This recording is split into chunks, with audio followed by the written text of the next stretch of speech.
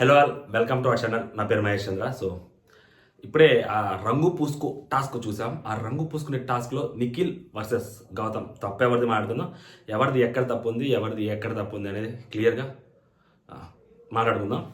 మాట్లాడుకునే ముందు సో ఈ టాస్క్ ఆడింది నిఖిల్ మరియు గౌతమ్ అయినా టాస్క్ అతి టెన్షన్ పడింది గట్టిగా.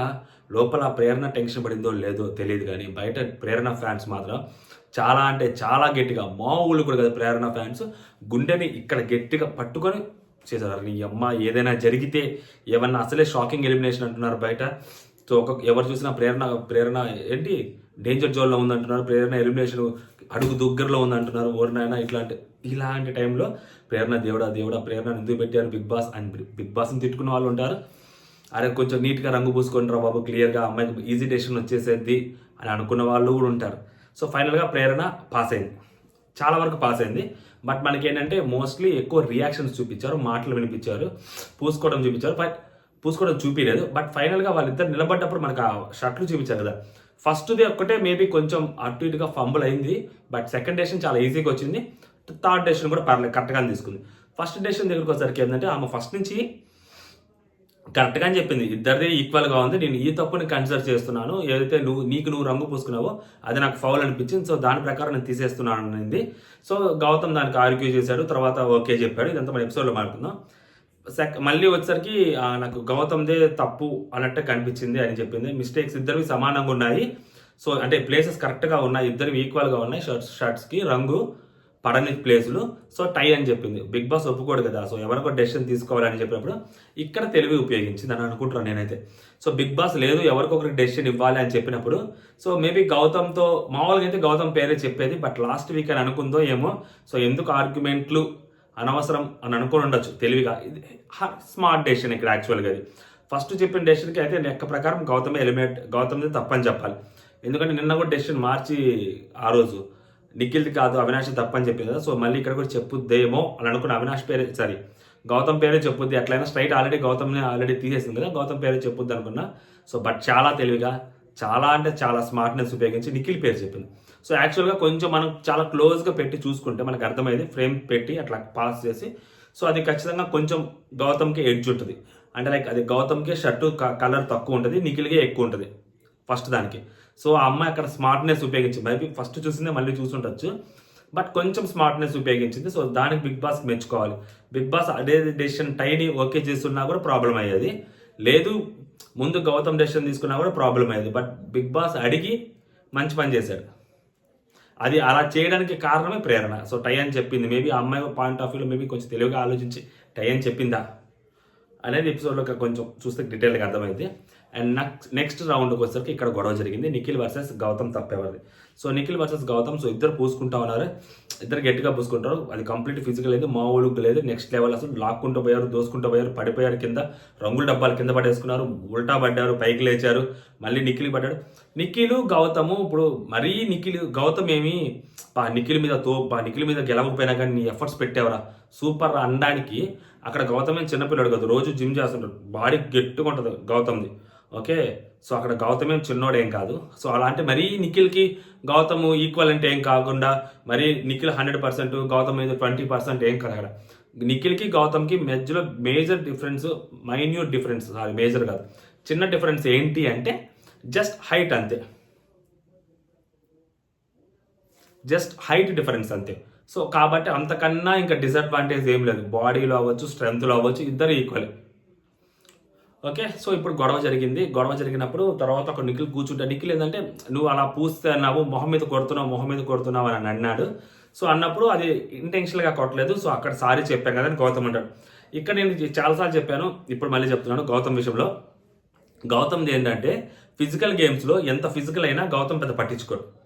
గౌతమ్ని ఏమైనా బ్లేమ్ అంటేనో ఎవరైనా అంటేనో బ్యాట్ చేస్తున్నారని గౌతమ్ కనిపిస్తేనో సో అప్పుడు గౌతమ్ రియాక్ట్ అవుతారు. అది దాంట్లో నిజం ఉన్నా నిజం లేకపోయినా సో గౌతమ్ అప్పుడు రియాక్ట్ అవుతారు. తప్పితే గౌతమ్ ఏంటంటే గేమ్ ఆడుతున్నప్పుడు అది ఎంత ఫిజికల్ అయినా అవ్వచ్చు, గౌతమ్ని కొట్టినా, గౌతమ్కి దెబ్బ తగిలినా హీ డిడ్ంట్ రియాక్ట్. అక్కడ సింపతి గెయిన్ చేయాలని అనుకోడు గౌతమ్. అది మనం ఆ టాస్క్లో కూడా రోబోట్ టాస్క్లో కూడా చూసాం. ఓకే, ఆ రోబోట్ టాస్క్ అప్పుడు కూడా అక్కడ సింపతి గెయిన్ చేయాలని ట్రై చేయడు Gautam. So Gautam sympathy gain చేయాలని ట్రై చేస్తే వేరే యాంగిల్స్ ఉంటాయి. ఆ ఒక్క టాస్కుల్లో మాత్రం సింపతి గెయిన్ చేయాలని ట్రై చేయడు. ఎందుకు సింపతి గెయిన్ చేయాలని ట్రై చేయాలంటే, సో తన ఫిట్నెస్ మీద, తన బాడీ మీద తనకు నమ్మకం.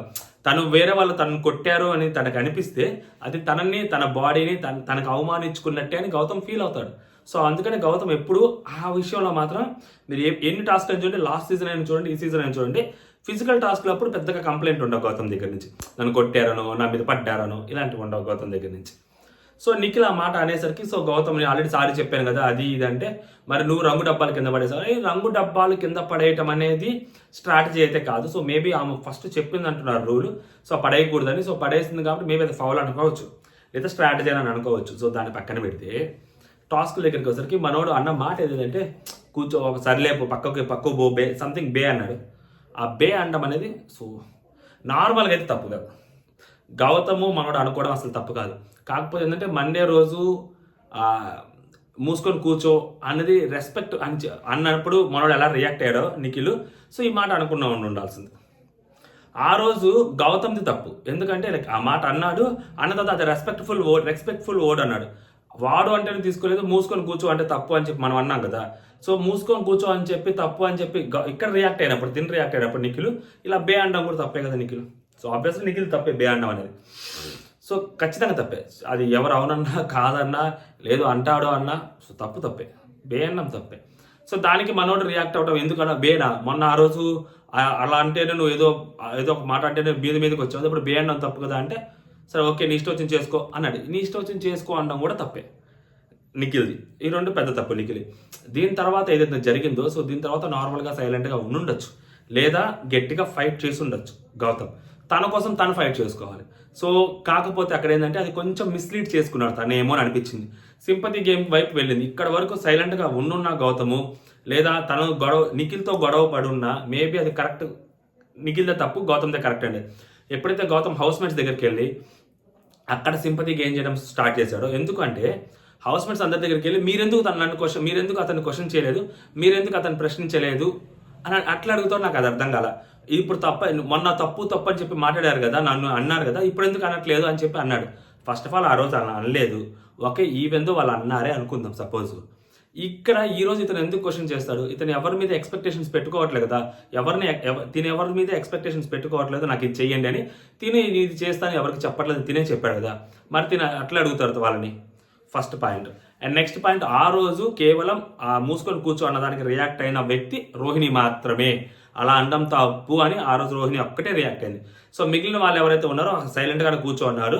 మధ్యలో అవినాష్ రియాక్ట్ అవుదామా వద్దా, గౌతమ్కి ఓట్లు ఎక్కువ ఉన్నాయా, నిఖిల్కి ఓట్లు ఎక్కువ ఉన్నాయా అని ఆలోచిస్తూ గౌతమ్ని తిరిగితే మళ్ళీ గౌతమ్ ఓట్లు మనకు పడవేమో, ఎందుకని మంచిది అని అనుకుని సైలెంట్గా ఉన్నప్పుడు రోహిణి మాట్లాడితే మనం ఎందుకు మాట్లాడకూడదు అని చెప్పి అవినాష్ మాట్లాడాడు అంతే. ఆ రోజు మిగిలిన ఎవరు మనం వినపల్లా. సో ఇతను వెళ్ళి స్ట్రైట్గా విష్ణు దగ్గరికి వెళ్ళి నువ్వు ఎందుకు అడగలేదు, ఆ రోజు నువ్వు నన్ను అడిగావు కదా, ఈ రోజు ఎందుకు అడగలేదు అని విష్ణుని క్వశ్చన్ చేస్తాడు. విష్ణుకి కోపం వచ్చింది. ఇప్పుడు విష్ణుని బ్యాట్ చేయడం కోసం, తిన సంపద గెయిన్ చేయడం కోసం విష్ణుని బ్యాట్ చేయాల్సిన అవసరం లేదు కదా. సో నార్మల్గా వెళ్ళి ఇప్పుడు అతను బే అనడం తప్పా కాదా మీరు చెప్పండి అని అడుగుంటుంటే వాళ్ళు తప్పు అని ఉంటారు, సరిపోయింది కదా, సింపుల్. వాళ్ళది కూడా తప్పు అనేస్తారు ఖచ్చితంగా. లేదంటే వాళ్ళని ఎప్పుడు క్వశ్చన్ చేయాలి అంటే, అతను బే అన్నప్పుడు ఇతను రియాక్ట్ అవుతున్నప్పుడు వాళ్ళు మధ్యలోకి వచ్చి గౌతమ్ నువ్వు ఇలా చేసావు గౌతమ్ కాబట్టి అతను బే అన్నాడు, సో అతను తప్పు లేదు అన్నప్పుడు అప్పుడు గౌతమ్ రియాక్ట్ అయితే అప్పుడు హౌస్ మేట్స్ అందరూ ఎదవలయ్యేవాళ్ళు. వాళ్ళు అలా చేయలేదు కదా, వాళ్ళు సైలెంట్ కూర్చున్నారు. వీళ్ళిద్దరు ఇప్పుడు ఇద్దరు కొట్టుకుంటూ బేబీ అనుకుంటామంటే వాళ్ళకి ఏం సంబంధం? ఫస్ట్ ఆఫ్ ఆల్ ఎవరికి ఏం సంబంధం లేదు. సో ఎవరైనా ఇంటెన్షనల్గా దూరి వాళ్ళిద్దరిలో ఎవరినొకరిని ఇంటెన్షనల్గా బ్యాట్ చేయాలి అని అనుకుంటే తప్పితే వేరే వాళ్ళ మధ్యలో ఎవరు రారు బేసిక్గా. ఓకే, సైలెంట్గా ఉంటారు. ఇప్పుడు ఆ మనోడు అక్కడ వెళ్ళి అడగటం తప్పైంది. సో ఆ అమ్మాయి తిరిగి క్వశ్చన్ అడిగింది. నేను ఆ రోజు మాట్లాడింది నువ్వు ఆ అమ్మాయిని వాడుకున్నావు అన్న మాట నాకు నచ్చలేదు కాబట్టి నేను మాట్లాడాను, అది కూడా నా పక్కకు వచ్చి కూర్చున్నప్పుడు మాట్లాడాను, కానీ నలుగురులో అడ్రస్ చేయలేదు నేను అంటాడు. సో ఇతనికి ఏమంటారు, నీకేమో అని అర్థమవుతుందని చెప్పి నేను అందరిని అడుగుతున్నాను అంటాడు. ఆ రోజు అందరూ అంటుంటే అప్పుడు ప్రేరణ మాట్లాడితే నబీలు మాట్లాడతారు. మేము ఆ రోజు నువ్వు మూసుకొని కూర్చో అన్నప్పుడు మేము ఏం మాట్లాడలేదు, మేము ఏమీ చేయలేదు, సో మాకేం సంబంధం లేదు. ఆ రోజు మూసుకొని కూర్చున్న దానికి మేము ఇన్వాల్వ్ అవ్వలేదు. ఈ రోజు అతను నేను బే అంటే మేము ఇన్వాల్వ్ అవ్వలేదు, ఎందుకంటే మీ ఇద్దరిది ప్యూర్లీ పర్సనల్. ఇది కరెక్ట్ యాక్చువల్గా ప్రేరణ చెప్పిన మాట. అండ్ నబీల్ కూడా చెప్పింది ఏంటంటే నువ్వు ఆ రోజు అమ్మాయిని వాడుకు అనే మాట నాకు పెద్ద మాట అనిపించింది. సో అందుకని ఆ రోజు చెప్పాను, తర్వాత కిచెన్లో కూడా అదే చెప్పాను నబీల్ అంటాడు. సో నేనేమంటానంటే గౌతమ్ది అక్కడ వరకు ఆపేసి ఉంటే పోయేది. ఇప్పుడు ఇక్కడ మాట్లాడటం వల్ల సో విష్ణు రేజ్ చేసిన పాయింట్ ఒకటి ఉంది, కరెక్ట్గా రేజ్ చేసింది. నీకు ఏది కరెక్టో, నీకు ఏది డిస్రెస్పెక్ట్ఫుల్లో, ఏది డిస్రెస్పెక్ట్ఫుల్ కాదో మాకు తెలియదు. వాడు అంటే ఆ రోజు డిస్రెస్పెక్ట్ అన్నావు, తర్వాత మూసుకొని కూర్చో అంటే నాకు అంత డిస్రెస్పెక్ట్ అనిపించలేదు నాకు అని చెప్పి నువ్వే అన్నావు. సో నీకు ఏ మీటర్లో ఏది ఉంటుందో మాకు తెలియదు. సో అందుకని మేము సైలెంట్గా ఉన్నాం. అండ్ అతన్ని కూడా నేను చెప్పాను ఎందుకు అంత అగ్రెసివ్ అయ్యావు అని చెప్పి పక్కకు వచ్చి కూర్చున్నప్పుడు చెప్పాను. నీకు ఆ రోజు నేను పక్కకు వచ్చి కూర్చున్నప్పుడే చెప్పాను. అండ్ నీకు ఆ మూసుకో అనే విషయంలో కూడా చెప్పలేదు. నువ్వు అమ్మాయిని ఆ మాట అన్నావు తప్పని చెప్పాను. ఇతనికి పక్కకు వచ్చి కూర్చున్నప్పుడు అలాంటి మాటలు మారకూడదు అని చెప్తానంటాడు. ఇక్కడ మధ్యలో అవినాష్ వాళ్ళు కొంచెం ఓవర్గా రియాక్ట్ అవుతారు. సో గౌతమ్ వైపు గౌతమ్ వైపు అంటే అతను మూసుకొని కూర్చోన్న తర్వాత అతను నేను చెప్పను ఏం చేసుకున్నప్పుడు ఎక్కువ తక్కువ మాట్లాడకు అని నిఖిల్ ఇతను అంటాడు. సో ఎక్కువ తక్కువ మాట్లాడితే ఏం చేస్తావని చెప్పి నిఖిల్ అంటాడు. మేజర్గా బే అనడం అనకూడదు పెద్ద మాట, దానికి వెంటనే నేను సారీ చెప్పను అని చెప్పడం 2 పెద్ద మాటలు. ఆ 2 నిఖిల్ చేసిన తప్పు, పెద్ద తప్పు. దానికి గౌతమ్ సింపతి గెయిన్ చేయాలనుకోవడం అనేది ఇంకా కొంచెం పెద్ద తప్పు. హౌస్ మేట్స్ అందరినీ ఇన్వాల్వ్ చేయాలనుకోవడం, వాళ్ళందరూ నిఖిల్ది తప్పు అని ఎత్తి చూపించాలని అనుకోవటం, ఇవన్నీ ఎక్స్పెక్టేషన్స్. నీ కోసం నువ్వు స్టాండ్ తీసుకోవడంలో అస్సలు తప్పలేదు. ఎందుకంటే నీకు అది డిస్రెస్పెక్ట్ఫుల్ అనిపించింది. You should stand your self. నీ రెస్పెక్ట్ కంటే కాదు అది, నువ్వు క్వశ్చన్ చేయడంలో తప్పలేదు. బట్ నువ్వు వేరే వాళ్ళు కూడా నా కోసం ఆర్గ్యూ చేయండి, నా కోసం ప్రశ్నించండి అని అడగటం ఉంది, సో అదే తప్పు. ఎందుకంటే వాళ్ళకి అనిపిస్తే వాళ్ళు ప్రశ్నిస్తారు. వాళ్ళు ముందు ప్రశ్నించలేదు, ఇప్పుడు ప్రశ్నించలేదు. It's normal heated normal argument అది పెద్ద పదం ఏం కాదు. ఎందుకు పెద్ద పదం, దాన్ని ఎందుకు నిఖిల్ తప్పు అని అంటున్నావు అంటే మనం మూసుకొని కూర్చో అని చెప్పి గౌతమ్ అన్నప్పుడు నిఖిల్ రేజ్ అయ్యాడు కాబట్టి తప్పు అంటున్నాం. ఆ రోజు గౌతమ్ తప్పు ఎందుకు అన్నాము, వాడు వీడు అన్నప్పుడు నార్మల్ మాటలు కూడా గౌతమ్ ఏదో పెద్ద తప్పులాగా పెద్ద హైలైట్ చేశారు కాబట్టి ఆ రోజు గౌతమ్ మాట్లాడేది తప్పు అన్నాం. సో ఆ రోజు వాడు వీడు అవ్వచ్చు, మనం మూసుకొని కూర్చోవచ్చు, ఈరోజు బే అవ్వచ్చు, ఇవన్నీ చాలా నార్మల్ మాటలు. వాళ్ళు చాలా క్లోజ్గా ఉండి మాట్లాడుకుంటారు.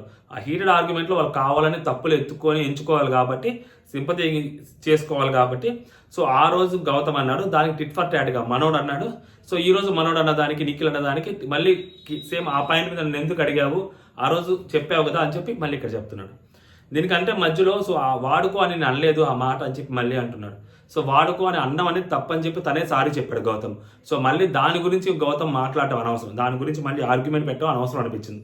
సో కేవలం ఈ బే అనే దాని మీద నిలబడే మాట్లాడి ఉండాల్సింది. ఆ రోజు వాళ్ళందరూ కూడా స్టాండ్ తీసుకుంది వాడుకోవటం మీద మాత్రమే వాళ్ళు స్టాండ్ తీసుకున్నారు తప్పితే మూసుకొని కూర్చొని దాని మీద వాళ్ళు ఎవరు వాయిస్ రేస్ చేయలేదు. సో ఫైనల్గా నిఖిల్ది కొంచెం పెద్ద తప్పు ఉంది. సో లాస్ట్ టైం గౌతమ్ ఎంత పెద్ద తప్పు చేశాడో సేమ్ అంతే తప్పు ఉంది. చిన్న విషయాలే పెద్ద తప్పుల కింద కన్సిడర్ చేయాలి. ఎందుకంటే బిగ్ బాస్ హౌస్లో ఎందుకంటే పెద్ద తప్పులు ఉండవు కాబట్టి అది పెద్ద తప్పు. బట్ గౌతమ్ దాన్ని తన కోసం వాడుకోవాలని అనుకోవటం, హౌస్ మేట్స్ దగ్గరికి వెళ్ళి సంబంధం లేని వాళ్ళని కూడా ఇన్వాల్వ్ చేసి ఏదో ట్రై చేయాలని అనుకోవటం అంత కరెక్ట్గా అనిపించలేదు. ఓకే, అతని పాయింట్ ఆఫ్ వ్యూలో కూడా. బట్ తప్పు ఎవరిది అన్నప్పుడు నీకు వెళ్తే ఉంటుంది. ఫస్ట్ అతను స్టార్ట్ చేశారు కాబట్టి. బట్ ఇతను తీసుకెళ్ళిన విధానం ఏదైతే ఉందో గౌతమ్, అది కంప్లీట్లీ రాంగ్ అని నాకు అనిపించింది. తను ఒక్కడే స్టాండ్ తీసుకొని తన కోసం తనే ఫైట్ చేసుకోవాల్సింది. హౌస్ మేట్స్ అందరినీ అడగడం అనేది ఎక్స్పెక్టేషన్ పెట్టుకోవటం. అందులో అసలు లాస్ట్ టైం ఎవరన్నారు ఎవరనలేదని తెలుసుకోకుండా అందరూ అన్నారని చెప్పి అందరినీ బ్లేమ్ చేయడం, సో హౌస్లో నేను ఒంటరి వాడయ్యాను అని చెప్పుకోవడం, ఏదైతే ప్రొజెక్ట్ చేసుకోవడం ఉందో అది కంప్లీట్లీ రాంగ్ అనిపించింది. ఓకే, గొడవలో తెచ్చుకొని వాడు, అది సింపతి గెయిన్ చేసుకొని వాడు. సో ఇక్కడ ఈ చిన్న మాటకి సింపతి గెయిన్ చేసుకోవడంలో తప్పు అనిపించింది. ఎందుకంటే టిట్ ఫర్ టాట్ నువ్వు చేసావు. ఆ రోజు మూసుకొని కూర్చున్నప్పుడు నిఖిల్ రియాక్ట్ అయ్యాడు కాబట్టి ఈ రోజు నువ్వు రియాక్ట్ అయ్యావు. సో అది నిఖిల్కి తెలిసి వచ్చేలాగా చేసావు, tit for tat. Okay fine. దాని తర్వాత నువ్వు ఏదైతే చేసావో అది అంతగా అనిపించదు. నేను నిఖిల్ కూడా అడగలేదు కదా, సో మీరు ప్రశ్నించండి జస్ట్ అడిగా ఇది డిస్రెస్పెక్ట్ఫుల్ కాదా అని అతను అడిగాడు. అవును డిస్రెస్పెక్ట్ఫుల్ అని చెప్పి వాళ్ళు అన్నారు, రోహిణి వాళ్ళు. నువ్వు కూడా జస్ట్ అడగాల్సింది ఇది డిస్రెస్పెక్ట్ఫుల్ కాదా అని.